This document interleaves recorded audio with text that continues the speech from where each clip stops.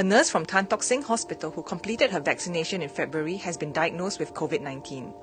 As of May 4th, there are 40 cases linked to the Tan Tock Seng cluster. Why are people who have been vaccinated still getting infected with COVID-19? We speak to Dr. Loong Ho Nam, an infectious disease specialist, to find out why. Dr. Loong, how is it that vaccinated individuals still get infected? So if I've been vaccinated and I've been exposed to the virus will try to overcome the immune system and infect. If the immune system is on the weaker side, they'll infect, and depending on the amount of immunity there is, it will have varying severities. If I have a robust immune system with high amount of antibody levels, this will in turn block not only the first infection, but the second and third infections. Hence, you have heard of companies talking about having the third dose. When you have the first dose, you have this amount of antibodies. When the second dose, you have this amount of antibodies. When you have the third dose, you have high whopping amount of antibodies. These antibodies will be like a GPMG, general purpose machine gun, that will tear down all viruses, even if it's mutated.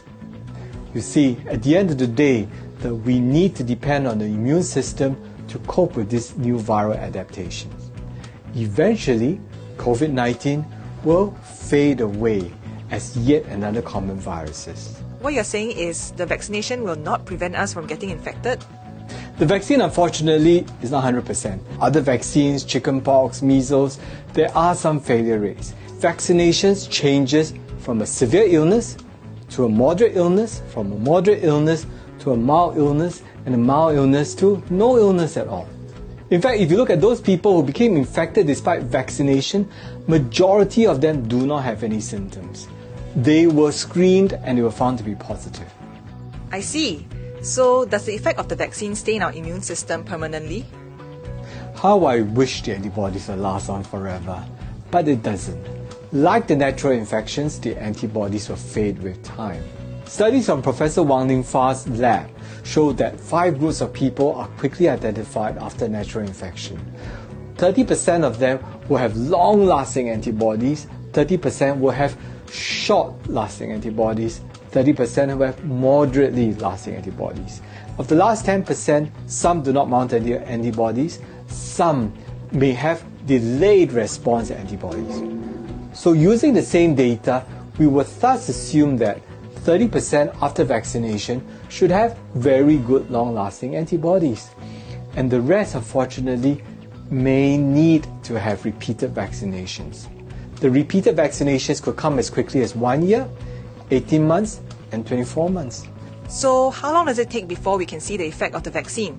Protection kicks in as quickly as 12 to 14 days after the first dose. That's very important because immediately after the first dose, you have protection, and when you have your second dose, it's a booster dose, your antibody levels are very, very high, you have great protection. Not just against the primary infection, you're going to protect yourself against severe illness, but very importantly, you may protect yourself. You're very likely to protect yourself against the mutants as well. In that case, does the brand of the vaccine matter? Currently, we have at least 5 different brands of COVID-19 vaccines. They vary in efficacy. Some very good at 94-95%, some at 50 to 60%. In fact, if you look at the mutants, different vaccines would respond differently. Certainly, these are all made by different companies, and there would in turn be different responses. Different individuals would respond differently to these vaccines as well. Most definitely in terms of allergies. Some people will be more allergic to this than the other, and some tolerability of the vaccines may differ. So, if it doesn't prevent us from getting the virus, why should we still get vaccinated? Is 95% vaccine efficacy, is that enough? I'll be very delighted if my son scores 95 marks and above consistently. But if he fails to get more than 95, do I take him out of school? Do I take him out of education? No.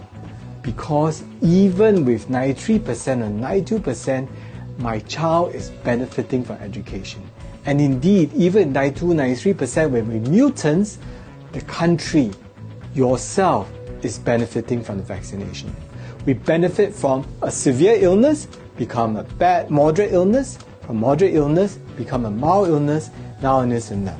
The other way of looking at it is, my son, instead of getting a bad failure, is going to end up with a good pass. Perhaps not excellent, but a good pass is nonetheless great.